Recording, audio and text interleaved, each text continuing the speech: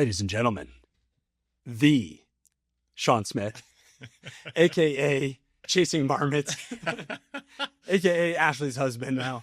I got to tell you, man, I'm super excited to pick your brain. I'm going to try to tee it up a little bit, but for everybody listening, Shaun is a stand-up dude, and I can't wait to hear more of your story. You're a retired Army veteran, Green Beret, I believe. Yep. So Army Special Forces, Yep. veteran of the Army. You're also, though, a badass ultra runner. You're a father. You're a business leader, a community leader, a husband. I mean, all these different things. And I'm going to share with you a quick story, and then I'll dive into hearing more of yours. But I don't remember what year. Well, maybe you do. When was the last time you ran Wasatch 100? 2022. Okay. Did you run it recently before then? Nope, that's the only time. Maybe it was 22 then. Okay. Yeah. So I ran the Big Cottonwood Marathon that same year. Okay. And, not to like dog it or anything, but I hadn't run ultra yet. I was running road marathons, which I still love to do. But I've known your wife for a very long time. I've known your wife way longer than I've known you. And so, we were social media friends at the time. Yeah. And I was like, oh my gosh, the courses actually cross. I had no idea the magnitude of difference in the two events.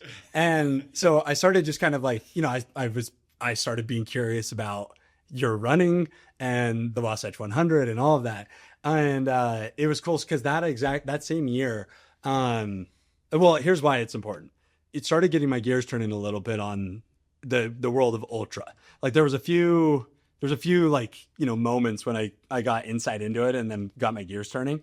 And that same year, so you were running the Wasatch 100, and then while we were running the marathon, like it was still before sunrise, there was a guy coming up onto the Brighton aid station on the road. Yeah. And I was like, I'm going to talk to this dude. Like, because there's all of us like, shirtless marathon runners in our super shoes and, our AirPods. And Did those races overlap? Yeah. Oh, they did. They were the same weekend. Same weekend. And for like maybe a mile, the courses, whenever you were on the road. I know the section. Yeah. I had no idea they overlapped. And I only saw one 100-mile runner while because we were on it for like 10 minutes. Sure. We flew by.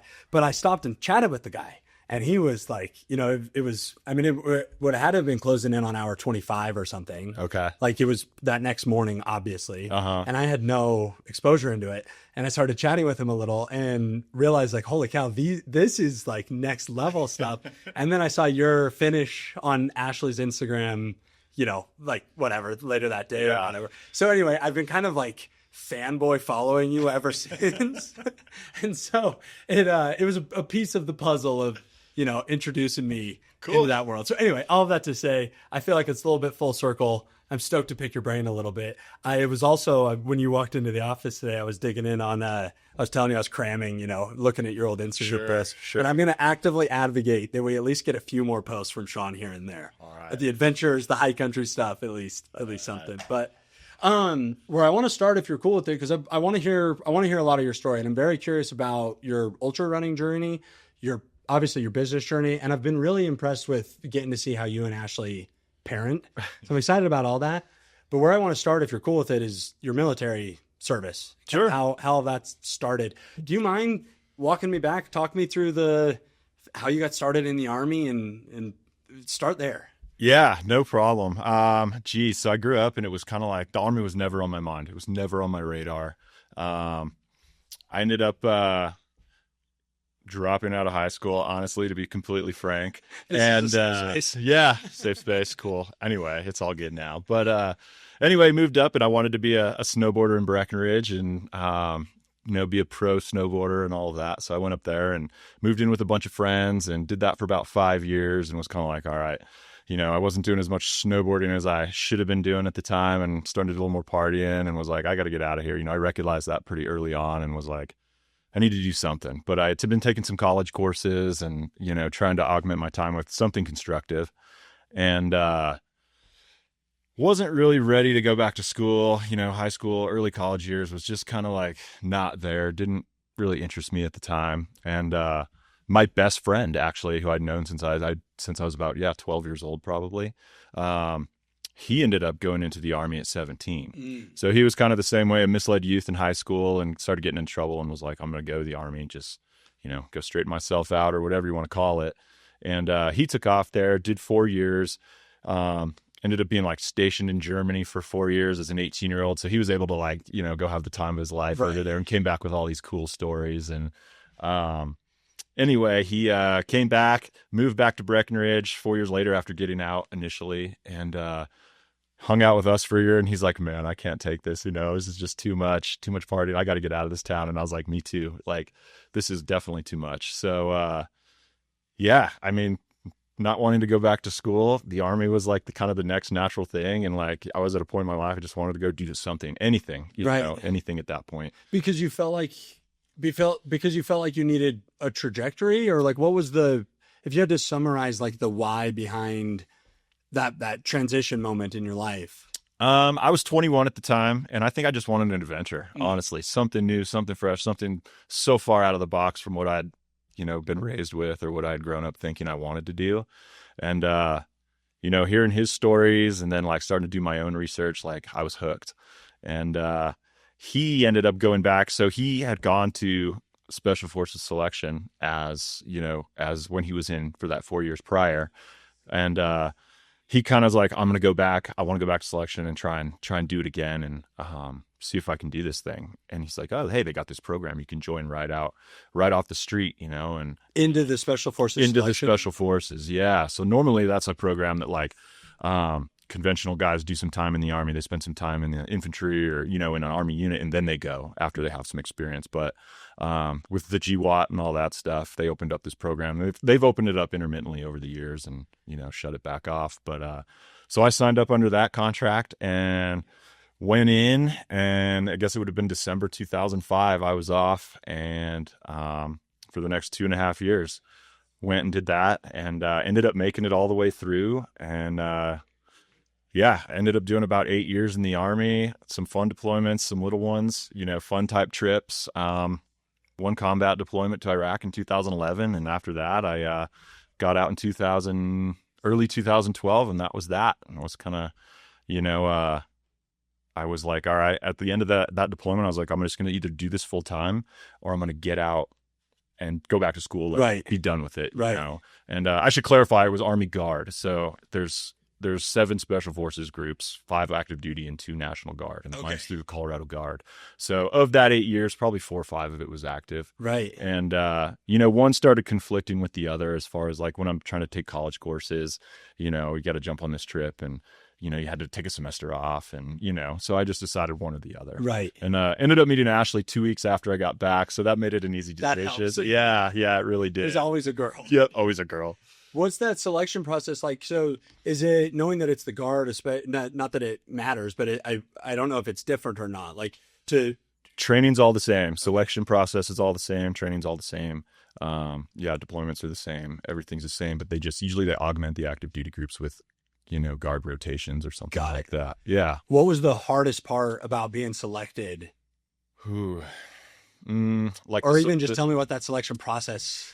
It was just a lot of kind of what you'd expect, a lot of just keeping you up, keeping you tired, physically demanding, carrying logs around, land navigation, lots of land navigation. I've just been fascinated with that. Yeah. I would love to dive more into land navigation. Oh, it was perfect. I was until just last month, I volunteered at Fort Lewis Mesa Fire. Okay. I did that for 8 years. And the chief at the time is a former Army Special Forces. And then our captain was in the Army, and they both had a lot of expertise in land navigation. Yeah. And I envied it. Like I've got a moderate amount of that knowledge just from backcountry hunting and whatever. But I think it's such a unique skill set it's such a great skill, and to be honest, it was my favorite part of the whole training and everything, because you're like out there on your own, no one's messing you. It's the one time like you're out there, nobody's messing with you. Get some peace and quiet out there in the woods or whatever. It checks out now that I know, what you've done after. Yeah. So there's probably a link there, I guess.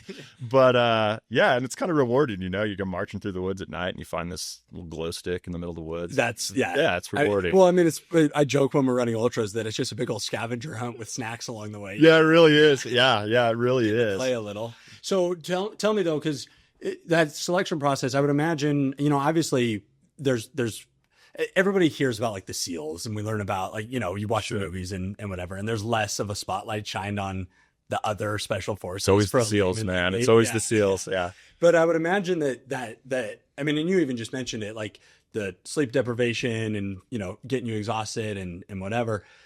I want to know, because I'm curious about how your mind has been forged in that. And then, because you've had these really strong mindsets in your ultra endeavors and in your business endeavors and in your parenting endeavors and all of that stuff.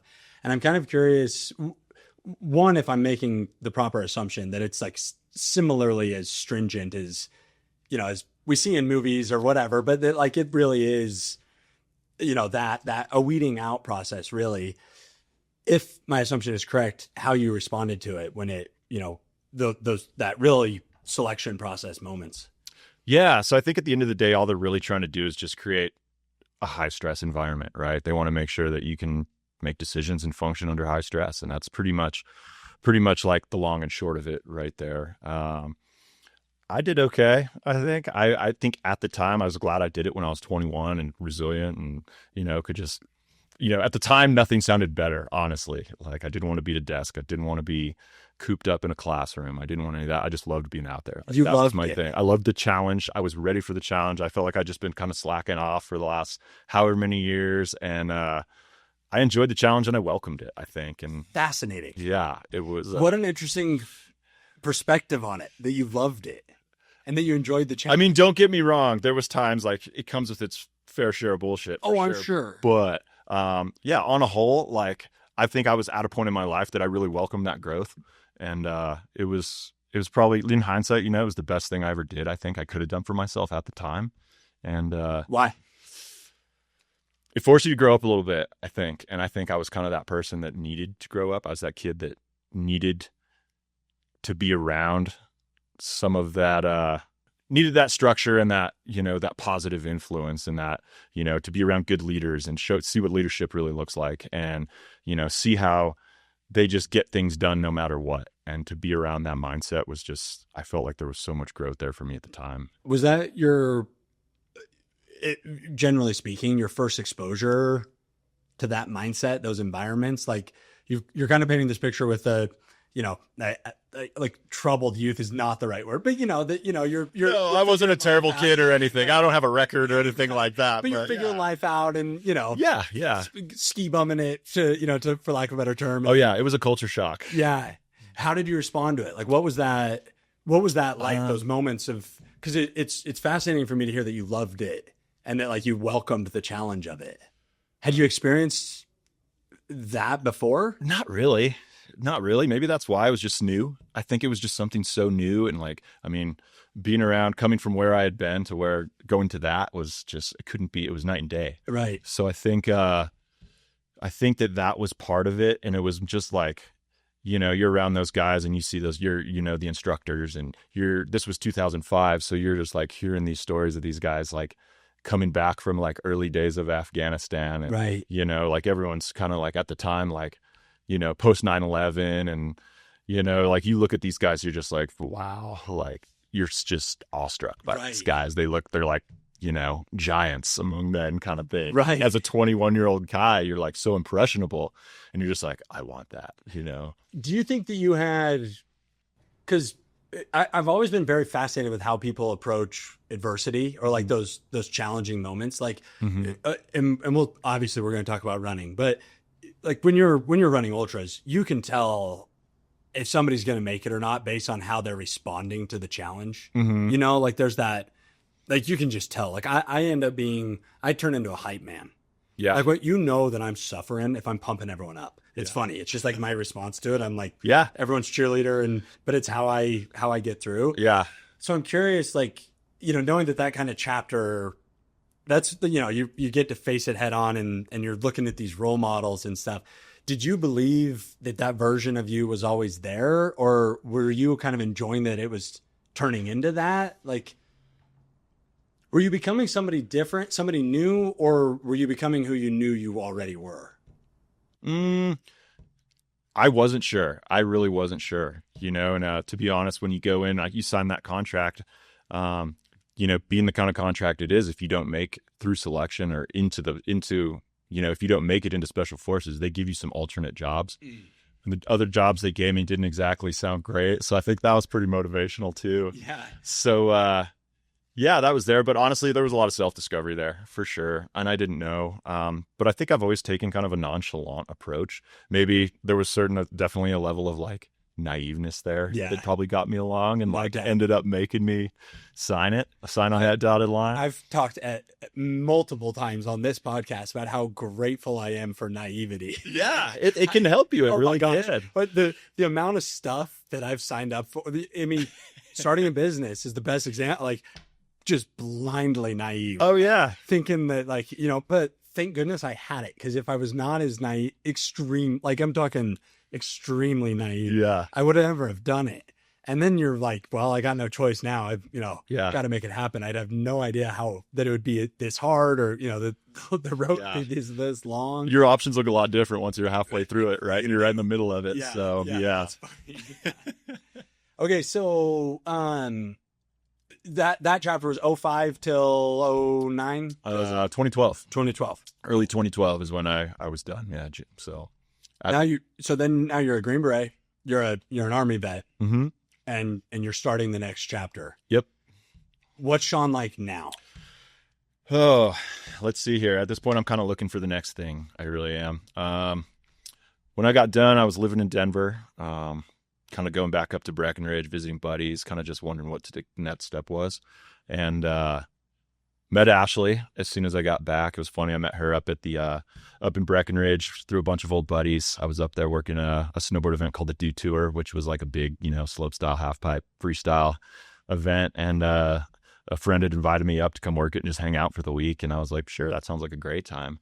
So met Ashley up there, broke my collarbone snowboarding the day after. So the joke is, you always come back from Iraq without a scratch on you and then break your collarbone and 2 weeks home. So that was always pretty funny. But I met her, and then we started dating, and later, I guess it would have been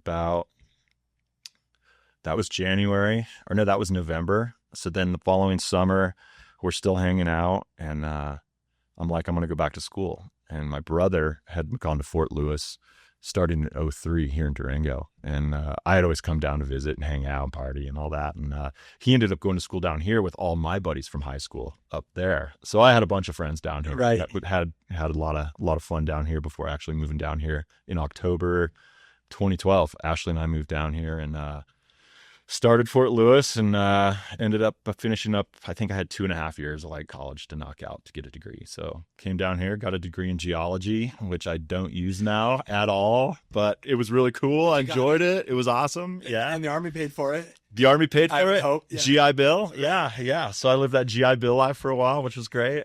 And after that, into the professional world, I guess. At that point, I had milked that GI Bill for all it was worth. Right. So time to get a job. Yep. When did you start running? 2012, pretty much right the summer I moved down here. Okay. Actually, yeah. I had a buddy who's got me into it. It was a guy my dad worked with, and so were you doing endurance type stuff in the Army?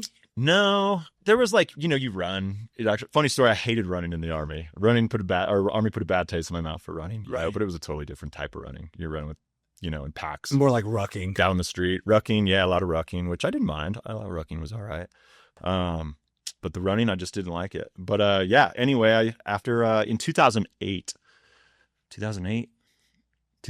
yeah, I had blown my ACL out snowboarding, and I ended up getting a mountain bike as rehab kind of thing. I started getting into it for a couple years there. So I did that, and it kind of got me hooked on, I did a couple mountain bike races way back in the day at Winter Park and stuff, and kind of got me hooked. I hadn't really thought about running yet, but then I had a buddy, this guy my dad worked with, and my dad was always talking about it. He's like, oh, this guy, he runs these 50-mile races. And this is kind of before Ultra was such a big thing, right? Way back when. And I was like, are you kidding? What? How far? And he's like, oh, I just ran the Leadville 100 and this, that. I'm like, that's crazy. I got to meet this guy, And so anyway, we did a couple bike rides. And, one day, I think it was around 2010, he's like, we should go for a run, man. I'm like, okay. So he took me out for this 20-mile run on the Colorado Trail. And, I don't know anything about anything. I'm like, okay. He's like, just bring 2 water bottles, handheld. You just hold them in your hand and we'll just go for a long run. And I'm like, how long, And he's like, oh, we'll just run down to the river and back. And that's on, like, I think it's like, what is it? South Platte River off the Colorado Trail. This is up near Denver. And we go down there and make it down to the river just fine. And it's 10 miles down and then it's like 10 miles back. And the whole night before, I'm like carbo loading or doing whatever I think I'm supposed to be doing. I don't know anything. I just have like shoes and these, well, I don't even know what I was wearing. But anyway, yeah, I was destroyed by like mile 13. And I'm just like, it's getting dark. This is like a Tuesday. I had a job at the time. Right. Like I was off at 2:00. So we did it after work one day. And it got dark and I just like death marched back to the car. Couldn't walk for like 3 days. And I was like, that was awful. I'm never doing that again. And that was a lie. That was a lie. I lied to myself there because we went out for another one. It was a little bit shorter and I had a good time. And then he's kind of like, hey man, you should run the Leadville Marathon with me. I'm going to do it like next month or whatever. And I was like, well, marathon, like bucket list, one and done. Like, got to run one marathon in your life. Yeah. So I did. And did you know how big of a deal, how hard the Leadville Marathon? I had no clue. I kind of like looked at it. They say that it might be the hardest marathon in the country. I don't know. Come to find out, it's like, 6,000 feet of climbing. That's and crazy. It goes up to like 13,000 feet, but 26 miles. Yeah. So I was kind of like, whatever though, like just get it done kind of thing. And went out and was destroyed again and was like, never doing that again. And I remember like finishing that and being like, how do you run 50 miles? Like, I just couldn't wrap my head around it. And let alone 100, and I was just like, this is, I don't know.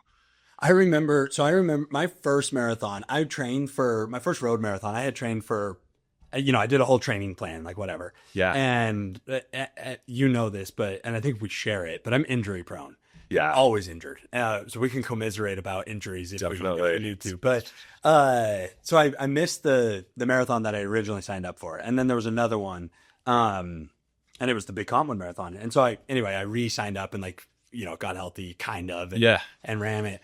And I remember like I didn't even run the whole thing. I walked the last, mile or whatever. It was like, it hurt way worse than anything I can read. Is that a road marathon? Yeah, and it's downhill, it's steep downhill, which I tell myself I'm never going to do it again, and I've done it 4 times. Oh my God. Because I ran it with my wife last year too. But same thing. I remember thinking like I couldn't take one more step. I like truly felt like there's no way I could take another step. And then you start to see people doing it.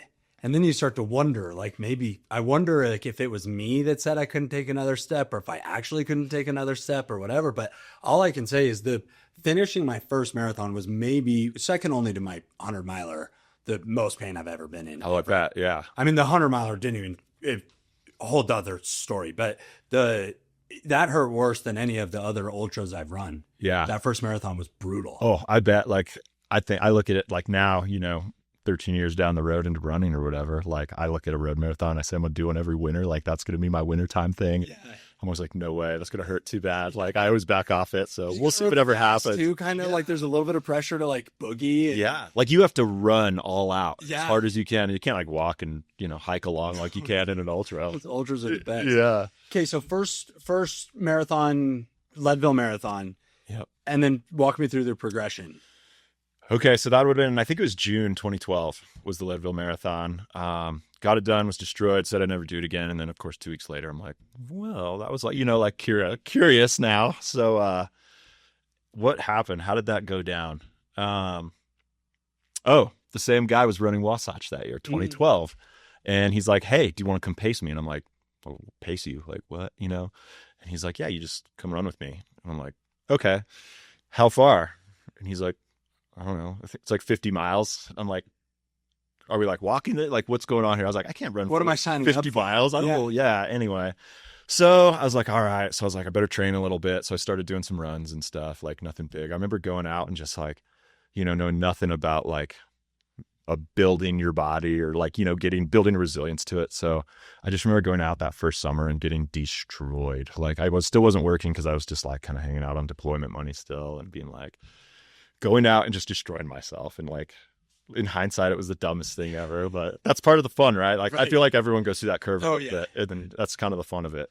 It's also hilarious, but it's all you can do is laugh. Yeah. So yeah, I think that year I went out to Salt Lake with them and I paced them for the second half of Wasatch, and I was just blown away. I was like, running through the night, like looking down the canyon at the lights, and I'm like, we're out here just running through the mountains. This is in the crazy. middle of the night. Yeah. This is awesome. What makes you say yes to stuff like that? Like if you look back to that moment, why in the world would you agree to pace a 50-mile stretch of the Wasatch Run? Those are like, I look back on my life, like I remember that first marathon. Yeah. I was having like crippling anxiety before my first road marathon. Do you remember totally what you unbased? And I was sitting on I was all panicking like the night before, like I was all freaked out. And I remember like just starting to justify it in my head. Like I've been injured. I didn't really fully train. I could just say that like I was thinking about how I could justify not doing it. And I don't know why but I just was like, I'm going to do it anyway. Like whatever. Like I'm going to put the anxiety in the back of my mind and show up for the dang thing. And that's where I started saying afterwards that for me, the hardest part was getting on the bus. Yeah. It wasn't running the marathon. It was showing up to the marathon. Oh, really? And cause I had and it was totally, not logical anxiety by any means, but it was real anxiety. Yeah. And I look back on that moment and I'm so grateful that I got on the bus because it changed the trajectory of my life. And I had no idea how it would or why or whatever. And, it's like one of those things, like you have the benefit of hindsight. You get to see some stuff like that.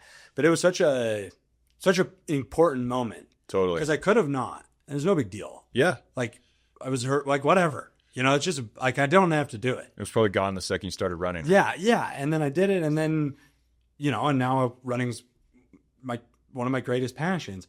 But I'm curious, like, because even you're joining the Army, he was like a buddy. I mean, and I know you're downplaying this. I know that I'm getting the cliff notes, but you were like, oh, sounds good, And then this pacing opportunity, or in the marathon and the 20-mile, I don't know, all of it. You just kind of like agreed to do it. Do you have any idea where that?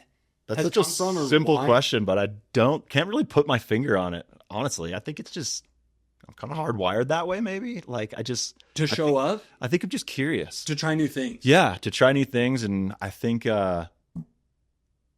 just experiencing new things, and I think I find, I take pleasure in just seeing where it leads. Yeah. Maybe I don't know. No, I relate to that. I mean, there's most of my regrets in life are regrets of omission, not commission. You know what I mean? Yeah, yeah. Rarely have I regretted going for something. Yeah. Trying a new thing, showing up in a new place, like whatever. Like I've been trying to, the best way I could explain it now is just living a rich life. Yeah. Like experience a bunch of cool stuff and totally. A bunch of cool places with cool people and like, making it happen. But I think it's interesting because considering the background, I mean, obviously, you know what you're doing, and you've got now at this stage of your life, you had all the the foundation of the special forces and all your time in the Army and stuff. Sure. But still, it's wild that you say yes to stuff like that. I think the Army was the first taste of it, honestly, and I can't tell you what made me make that decision other than just curiosity, probably. But do you think it taught you something about saying yes, or about 100%.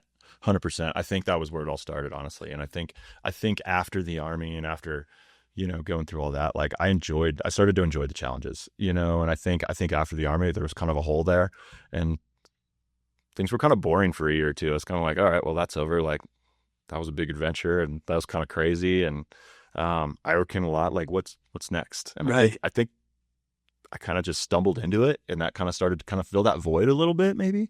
And, I don't know. I think I get a lot of fulfillment out of that. Like I think it's good to go out once in a while and just really challenge yourself. Like, cause it's such a head game, right? Yeah. Like it's not just a physical thing. Like everyone thinks it's that, but I mean, it's a head game. More than anything. Yeah. You're out there with your thoughts for so long. It's like, it's a major head game. Yeah. And I think that, just finishing that stuff, I think it just puts a lot of stuff in perspective, and there's a lot of gratitude there too, just as far as like, being able to go do that right. stuff, being able-bodied and, you know, having the privilege to go out and, you know, have the time to go do that stuff. Yeah. There's a lot of people that can't. How lucky we are. How lucky we are to go out and do that stuff. Have you ever had the comfort crisis? I have. I've been loving it. And now, of course, because we're on a podcast, I'm spacing on the hunter's name in the book. But I can't remember, but they go on that caribou hunt. Yeah. Yeah. Anyway, he that guy, and I'll remember it the second we're done recording. But he says, in order to experience incredible things, you have to place yourself in incredible places. Mm.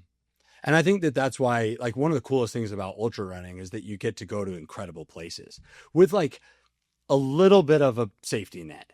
Yeah. And you're still running 100 miles or 50 or whatever the event is. Yeah. And things can go wrong for sure. But odds of dying are low. Yeah. You know, like, yeah. worst case scenario, you got the walk of shame back to the nearest aid station or whatever. But it still puts you in those incredible places to experience incredible things. And I think that there's something, like, for me, what my first taste of ultras was, my first ultra, I ran 100K, but it was a 24-hour setting, like a 24-hour type race. And it was loops around a lake. And it like changed my life. Yeah. Because it was just like, I had no idea what I was getting in for. I've never done a race like that. I'm going to do another one. My goal, this one specifically at Palmer Lake, I'm going to get to 100 miles within 24 hours. I don't know when. I'm going to get that buck because I've now failed twice. And so I can't, it's unfinished business. Did you get close? No, the closest one I got was the 100K one.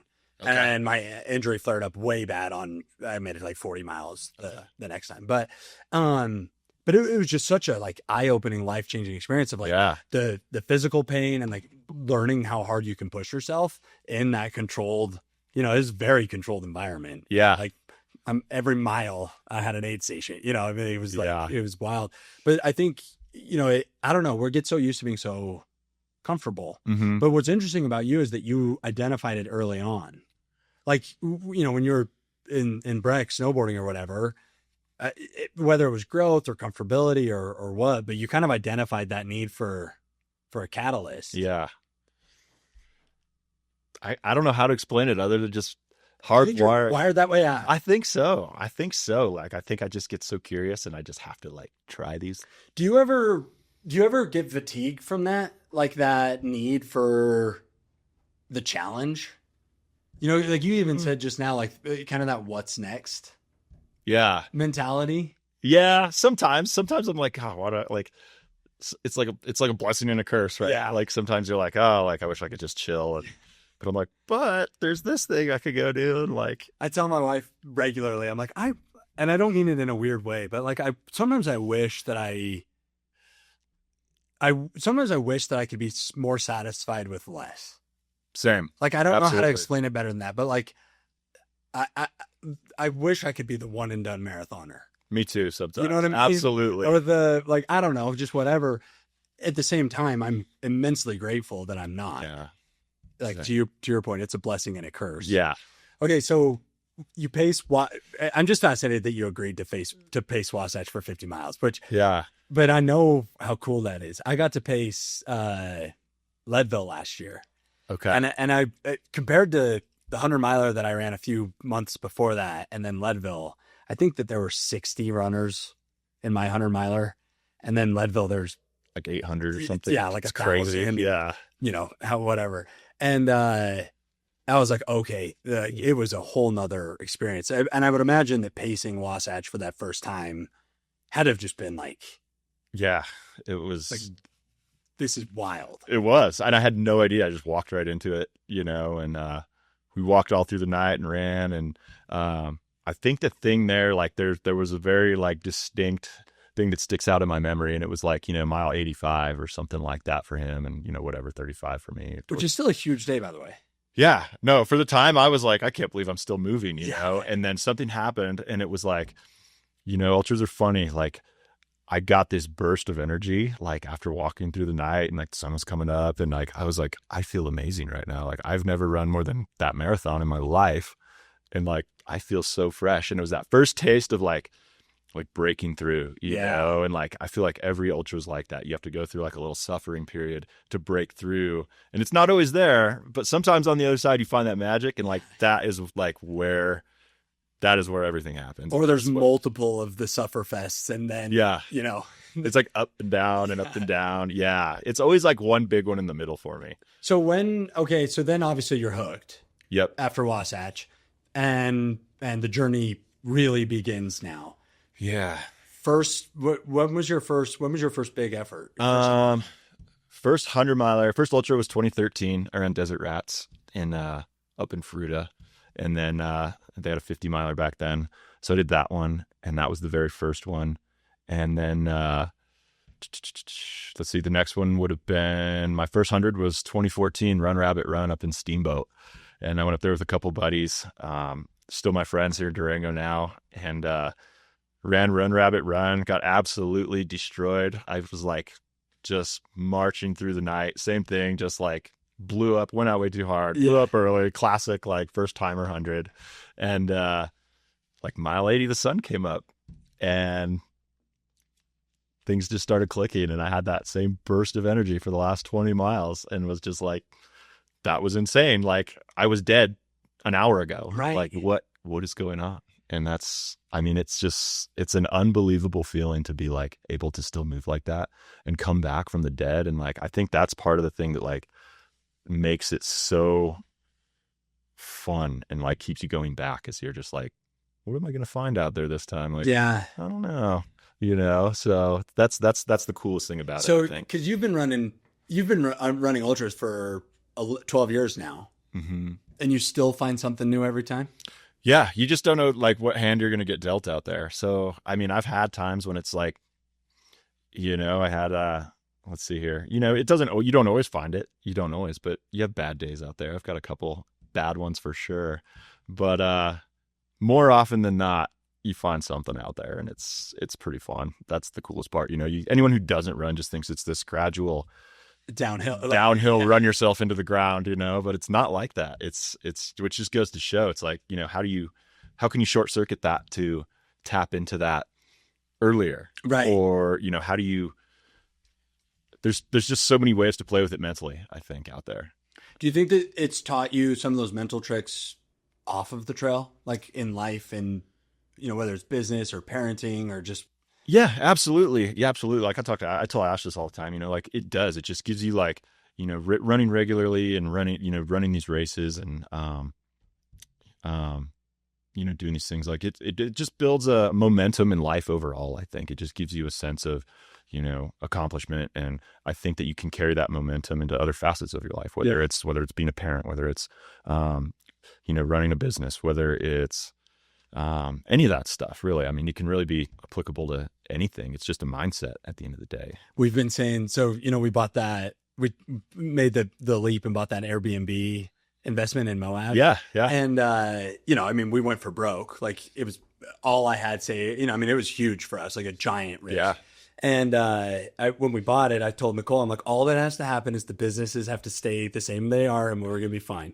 And of course, you know, interest rates stayed very high. The real estate market has just been brutal. Ugh. And just the other day, I was telling her, I'm like, hey, we just need an aid station. Yeah. Like we're fine. Like we've been here before. We've done more for less. Like we just have to keep moving. Yeah. And there'll be an aid station. Yep. You know, I don't know how it's going to look yet. It's going to be a real estate transaction or something big with Ascent Digital or whatever. But like, you know, and I don't know. It just kind of like, I love that I get to use some of the lessons that I've learned out there into life. And like, I don't know, I think cause it, and maybe you got some of it, well, obviously you've had, you know, different stages of it. Like the sounds like the Army taught you a lot of it too, but it's like that I'm going to be fine. Like we can get through this high stress situation. We're still here right now, right? Yeah. Like we just keep going. That's it. Yeah. It's the only alternative. You just keep on rolling. Yeah. Have you ever had, when you've been running these big ultras, have you ever had like rock bottom, like awful time out there? Or has it always been a little bit of that ebb and flow stuff? It's been ebb and flow. You know, there's been some lower ones, definitely. But what's been the worst ultra experience you ever had? I've never asked anyone that. Man, Or the hardest race? hardest race. I had a rough go at San Juan Solstice one year a long time ago.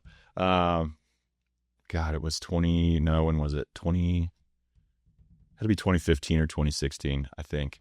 And I just blew up, overheated. It was a really hot day, which is funny because it's not like a hot race. Right. You know, it's up high in the mountains, which is funny. But anyway, I was just completely destroyed. And that was like the most like pain and miserable I like remember being. I'm like pulling my shirt over my head, like trying to like, you know, just cool down a little bit. And I got to the top of the last climb. There was a muddy beaver pond there, and I just jumped in it because I was like so miserably hot and just destroyed and dehydrated. And you know, there's a downhill there that should take about an hour at the end, or, you know, 45 minutes or something. I think it took me like 2 hours to stumble down this thing that day, and just miserable that last like 15 or 20 miles that day. Yeah. I think that was it. That's probably it. Isn't it funny how raw it gets out there? Like jumping in a muddy pond. Oh yeah. Like it's like it's like, I don't know, it strips us down to our, You don't care. Yeah. You do not care. Yeah. whatever it takes at this point. There was another one too, I guess. You know, it was a race called the Bear up in Utah. It starts in Logan and goes into Idaho. And God, I think it must have been 2015 or something like that. I was having a pretty good race till like, you know, 3/4 of the way through or something. And then I just developed this blister on my foot, like the size of a baseball on my forefoot, and just like walked the whole thing in. And that was pretty pitiful. Didn't Ashley pace you? She did. She told me that story. She told you about my buddy passing me at like mile 99.9. She did not tell me that. No. Oh my God. So like my buddy and I went up there to run it. And anyway, he was having a rough go pretty early on, like 20, 30 miles in. So I was like, all right, I'm just going to roll. He's like, yeah, cool. Go ahead. And anyway, so like I've been walking for like 25 miles, and there's like this long stretch of road. It's like a mile just before the finish line. And Ashley's been walking with me for 10 miles, and I can't move. I'm just like limping along on this giant blister. And we look back, and here's our two buddies. Like, it's our good buddy, my good buddy Braz, and then his buddy, who's also our good friend. And they're pacing up, and they're like, that's Braz. We're like, no way. No way. She's like, you got to run. I was like, I can't run. And they come to find out, they were coming up. They're like, there's Shaun. There he is. They're like, should we march it in together? No, let's just pass him. So they like blazed by me with like a 1/4 mile to go. And it was like, you know, he's held like over my head. I still hear about that all the time. Yeah, absolutely. I would be doing the same. But the story I got about it was that Ashley like trained to finally run and then got to walk. Yeah, we all know Ashley does not like running, so that was a big deal. But yeah, so we walked the whole thing. It took forever, and it was fun though. What's it been like the you know, speaking of like Ashley getting to you know, pace you that one race or whatever, but what's it been like, your ultra journey and the family dynamic? Has it brought you guys closer? Has it made it more challenging? What's been like the impact of the family with an ultra runner dad? It's changed things. Definitely changed things. You know, it's like gone are the days of like going on your long run and coming home and laying on the couch. It's like, okay, go do your long run at 5 a.m. or 6 a.m, then come home, and then you got the kids. Now you're parenting. So it's definitely changed in that regard. You really got to pick and choose your schedule. That's one thing we're actually just like really working on this year, is just like coordinating schedules better. We have a spreadsheet now. So we're evolving.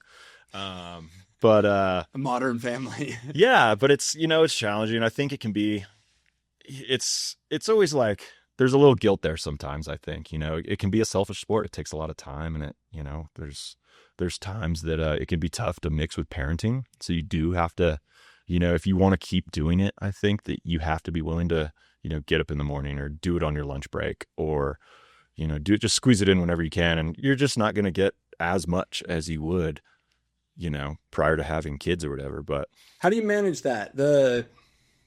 You mentioned the guilt of it, because there's something that I wrestle with all the time.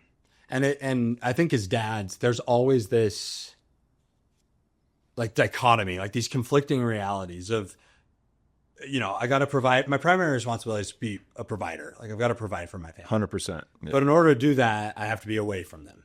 Yeah. I've got to go build a business or work or, you know, whatever. Yeah. I also think that there's a really important responsibility for us to be good examples to them. 100%. Like just the other day, we were boating with some friends, and you know, we were surfing behind the boat, and I had Nathan in between my legs and was surfing with him. And I was just thinking how like thankful I was that I was physically fit enough to do stuff like that. You know what I mean? Like pick up my kids or like physically help them and Absolutely. provide for them. But in order to do that, we have to be away from them.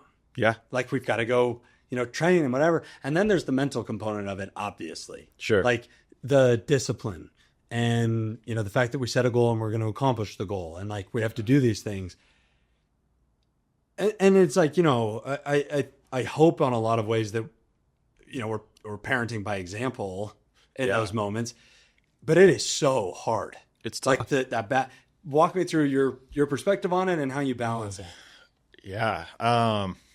You're a great dad, by the way. Oh, your kids are fantastic. Oh, thanks. That's always a good affirmation because it doesn't always feel that way, sometimes. But yeah, I think you're right. I think kids, do 20% of what you tell them and 80% of what they see you do. Ooh, I love that. I think. And I think you have to set that example. And I think it's a great example for them to see their parent committed to something and wholeheartedly head on into something like that. On the same side of that coin, you can't be all into it. There's got to be a balance, and you got to calibrate that with, your professional life and your family and being there and showing up, everywhere. But yeah, I think for me, it helps me show up and be a better parent, honestly. Like it just does. It's that mental reset daily or, weekly or whatever it is that allows you to show up and, have that perspective and carry that momentum into that part of your life. Right. And I know for me, like, I just need that. I've always needed that. Like ever since I was young, I've always had something. It was like skateboarding for 10 years and then snowboarding and the mountain bike, there's always been an outlet there. And that's kind of how I've always been, I think. But I think in the big picture, it helps me be a better parent at the end of the day. Do you guys articulate it? Like, do you talk about it with your kids? I mean, Chance is 7. Your kids are still relatively young, but like, do they understand what dad's doing? They're starting to. Yeah. Chance is starting to. Harper, she's a little young still, but yeah, Chance is starting to. And, we go to some races. Like we were at, we went to San Juan Solstice a couple weeks ago, and we were over there and hanging out at the finish line. And, it's great. I think that a lot of those races, you get to see the best side of humanity. You see all these people just, giving it their all, and, all these other people out there supporting them. And I think that's a great example for them to be around. And I think that, seeing that at a young age is going to have an impact on them in the long run. So, right. Yeah. What do they think of you doing it?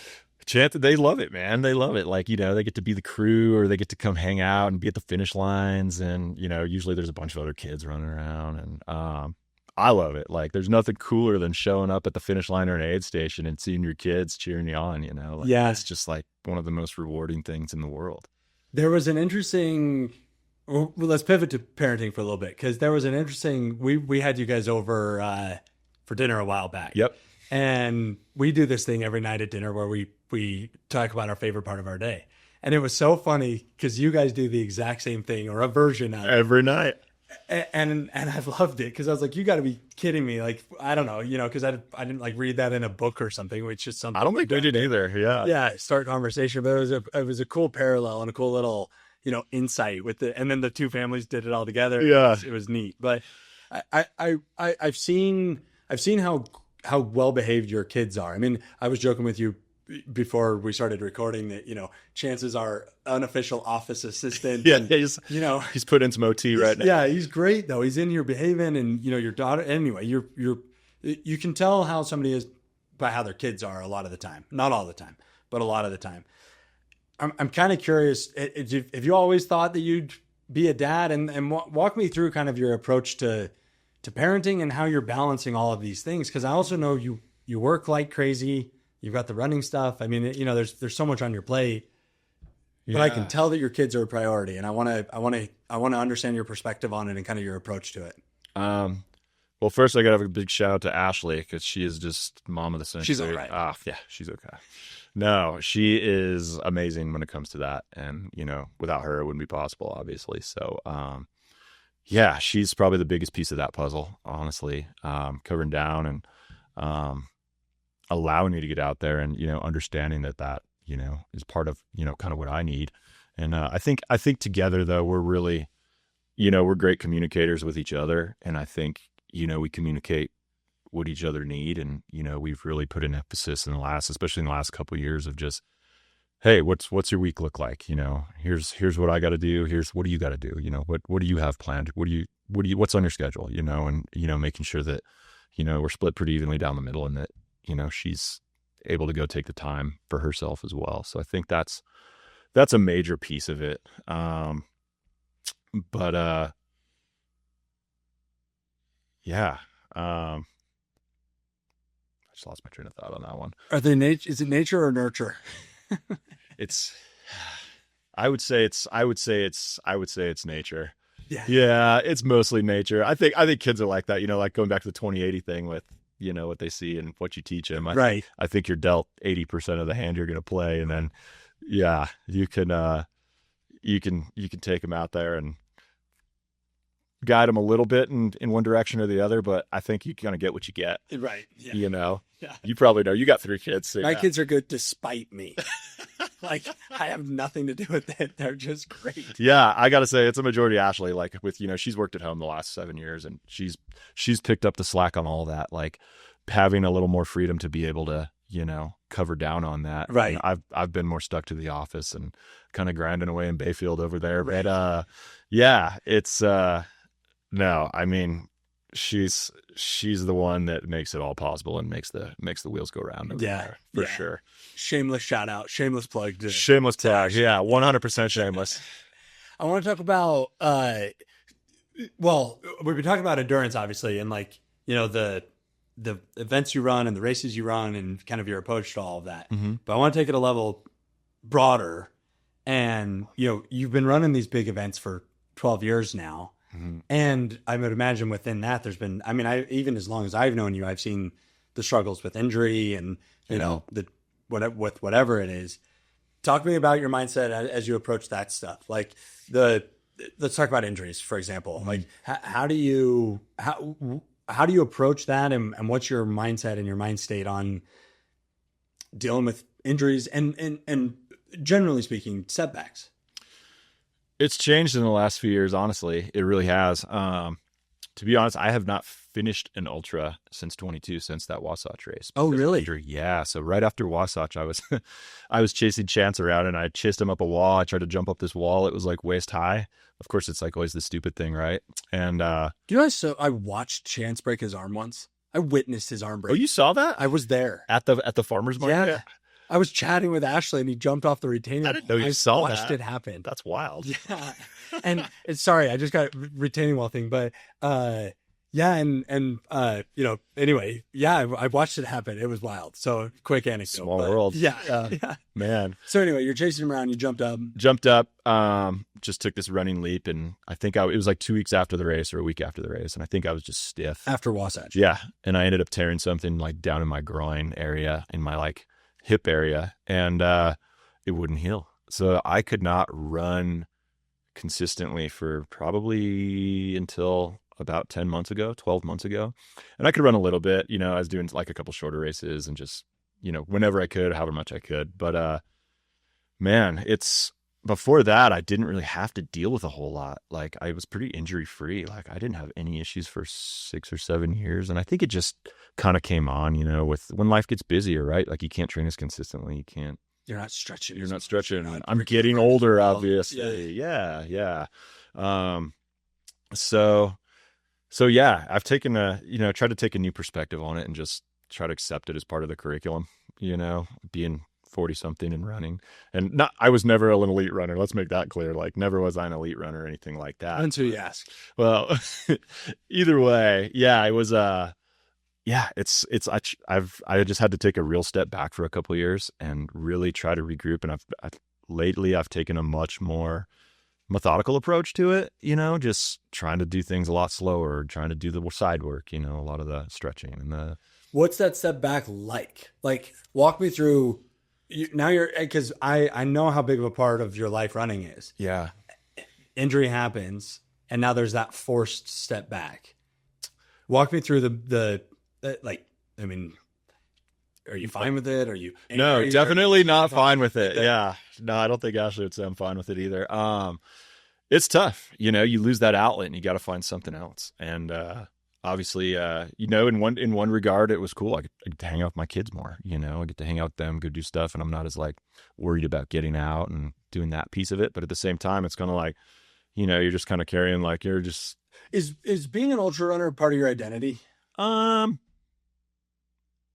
try not to make it like part of my. It's definitely part of my identity. I think I've gotten better about making it less over time, for sure. Like, you know, so many more things now than I was 6 or 7 years ago, I think. Right. Like, you know, as far as, you know, a working professional or a parent or a husband or, you know, whatever. So no, I don't think I do as much now. There certainly was a time. I think the Army was like that who you too. are. Yeah. And I think that was kind of the same way. You know, with being a Green Beret back in the day, it was like, oh, like, you know, that's who I am. Yeah. So that was kind of tough, like ending that, you know, but Right. I think I kind of learned that lesson too after that. So it's tough. But it was, I tried to see the good parts in it. You know, running and aging is never going to be fun, right? It's just, you're going to have more problems. It's just the way it is. It's just life. But, played more golf. That was cool. So I get better or worse at golf. Yeah, exactly. Not better, that's for sure. Had a lot of fun though. Yeah, it's possible. No, but I'm curious because like though I struggle huge when I have injury setbacks. Yeah. And to be totally transparent, I struggle huge when I have setbacks anywhere. Yeah. Like I got a client that cancels or an employee that leaves or, you know, I get injured with running or whatever. Yeah. I'm working on that. Like, and that's what I'm curious about, that identity piece of one of the things I'm working on is not tying my self-worth to my accomplishments. Totally. Like knowing that I'm Ben, even if I'm not running a single race this year. Yeah. Cause I'm not. Yeah. It sucks, you know? Yeah. And for me, it's tough too. And, you know, and like with whether it's my business or whatever, but it's like, you even alluded to it earlier, that like what's next mentality of it's like, but for me, I also like really enjoy the process. Yeah. Some of my best times are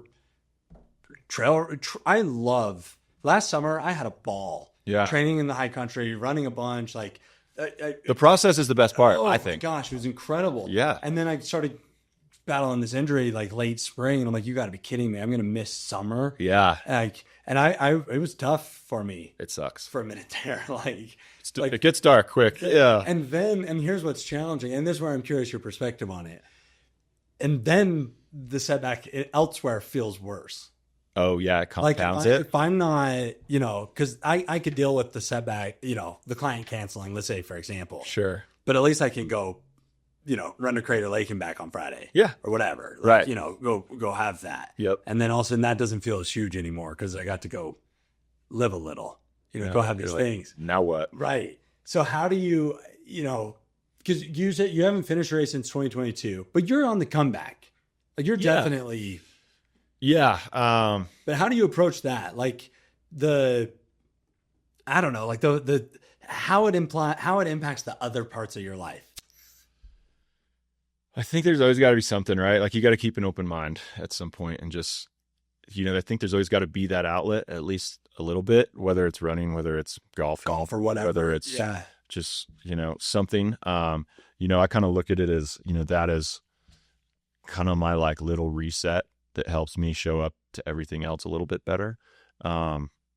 So do you find other ways to show up better? Exactly. Yeah. And I think it's really just kind of a decompression from, you know, like I think that, you know, some people thrive on work, right? Like they go to work, they love it.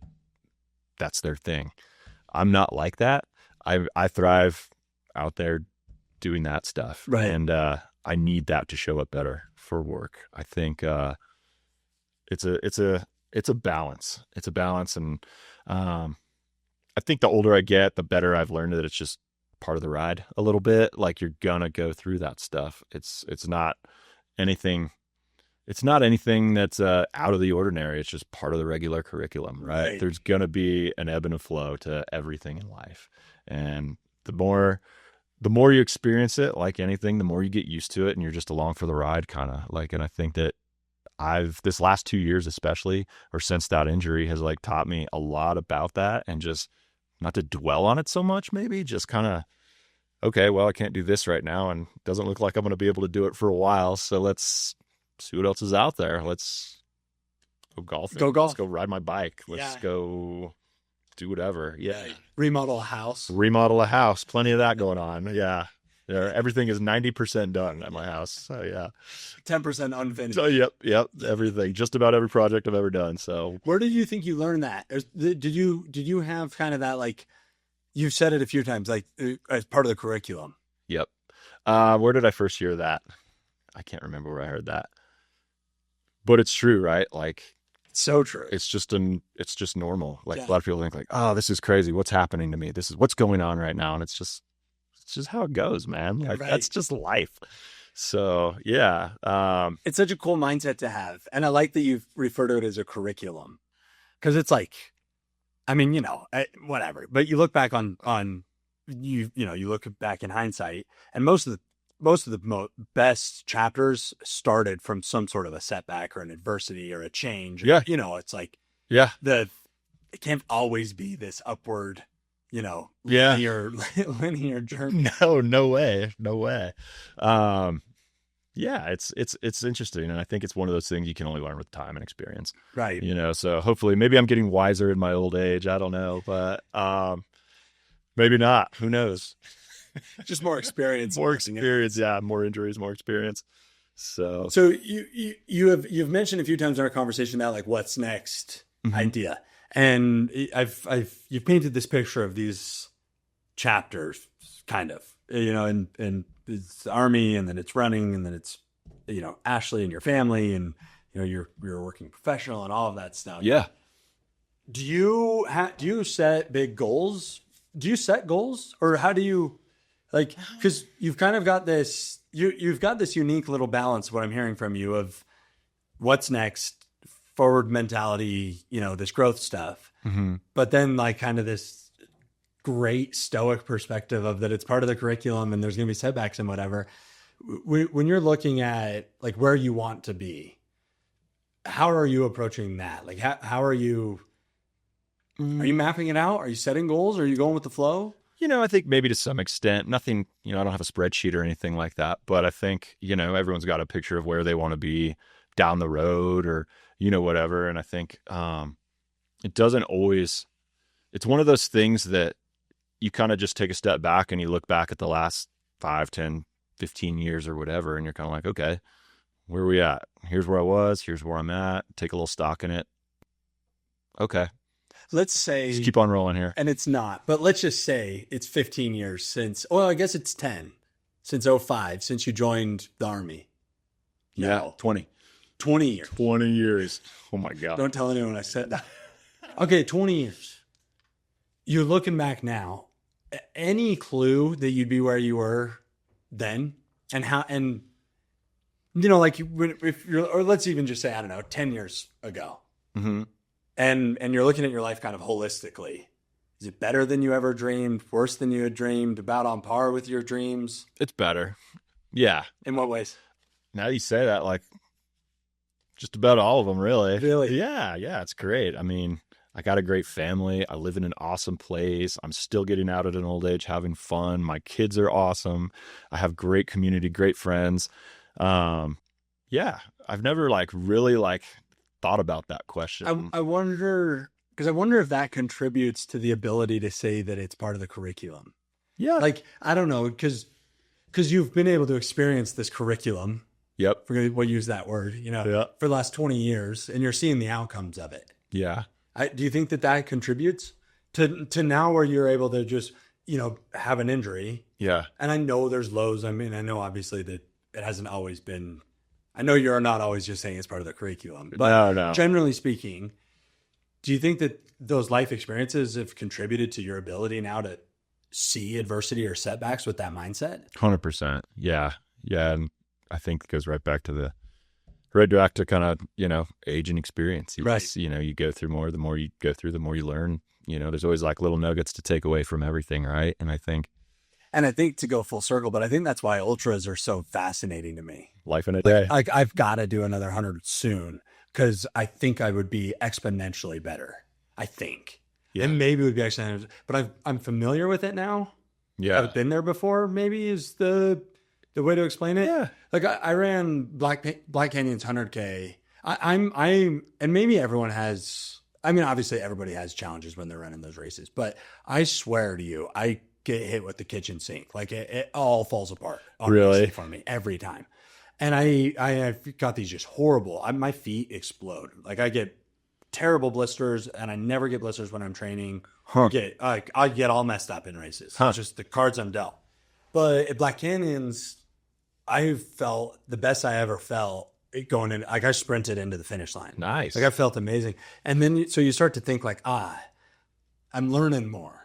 Yep. You know what I mean? Or maybe I'm not. Maybe I'm better at. You don't make the same mistakes. You just make Different new ones. Yeah. But you're definitely better at being in that type of pain. Yeah. You learn, I think, a little bit. You definitely learn. Really familiar with it. Yeah.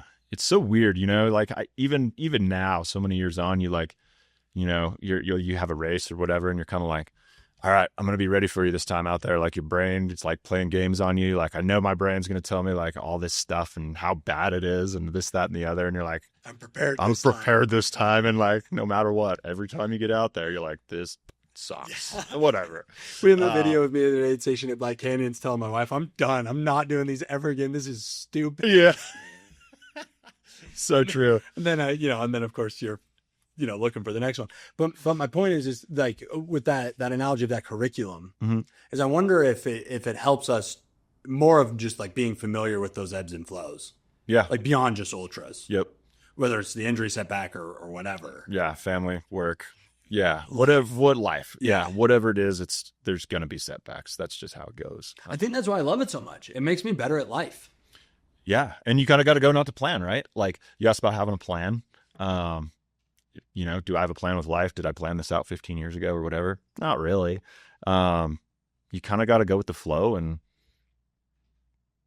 deal with whatever's right in front of you at the moment. Right. You kind of got to live in the moment and, you're inevitably going to come to some forks in the road and you just got to pick one. Do you sometimes crave the pain of an ultra?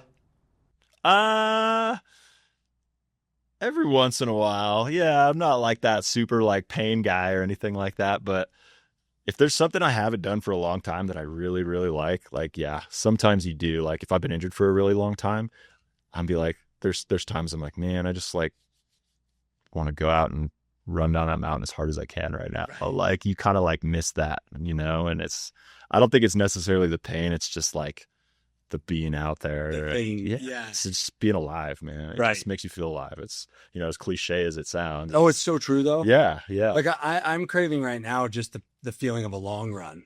Yep. Like endurance mode. You know what I mean? Like I need to drink some Tailwind and go. Shuffling along for days on end. Yeah. Whether it's, whatever, 15 miles or 30 or whatever, but I'm craving like a dig. Yeah. And it's so, and I think it's probably beyond just running, like we were talking about how sometimes there's like kind of that wish that we wanted less, or that there's that like, satisfied with less or whatever. Yep. Probably we would miss the curriculum of the rest of it. That's right. Yeah. Yeah. You gotta follow the curriculum. You just, I guess, I think it just, in the long and short of it, I think is just going with the flow, right? Like, don't fight it. Just play the hand you're dealt and just roll along with it. And just keep on going. And keep on going and just see where it goes. Like, I think, the older I get, you start, everything is, the less planned out things seem a little bit. Right. Do you find that? I like that. Yeah.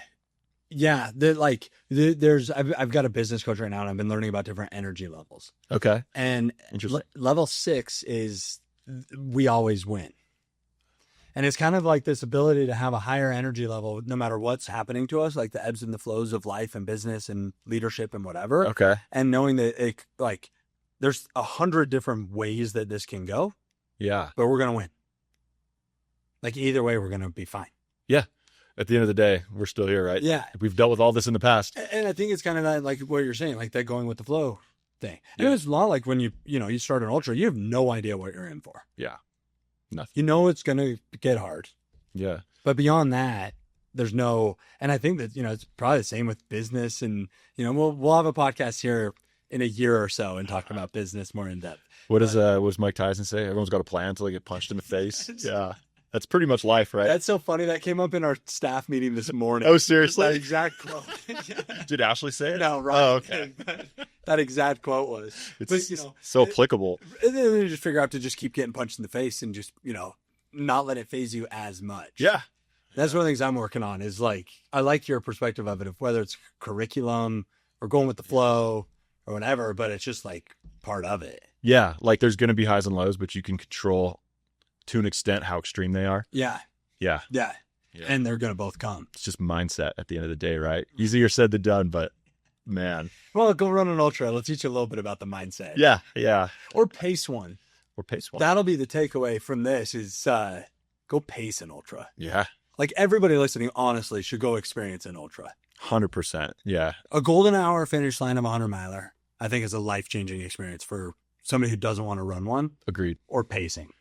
Pacing, I think, is like, I've never really thought about pacing that way, but yeah, for someone that's like ultra curious or whatever, go pace one. You get a feel for it. Yeah. You get a taste. You get to stop at the aid station. You get to put your headlamp on. Might hurt a little bit. It is, yeah. Yeah. It's still a big day. Yeah. Yeah. That's a good point. I've never thought about it that way. And then you probably can figure out that you're capable of it. Yeah, definitely. It's a good way to dip your toe in the water, I think. Yeah. Totally.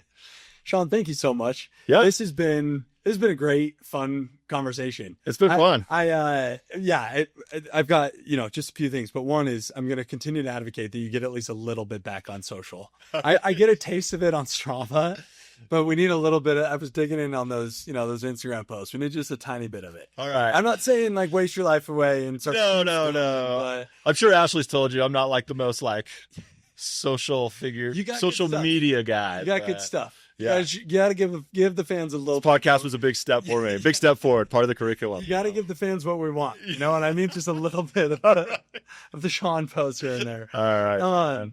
But no, thank you for doing what you're doing. Thanks for teaching me about going with the flow and the curriculum. I'm trying. Those are good takeaways from me. Try to practice what I preach. And doing what you're doing from the business perspective, from the father perspective, the running perspective. I mean, all of it.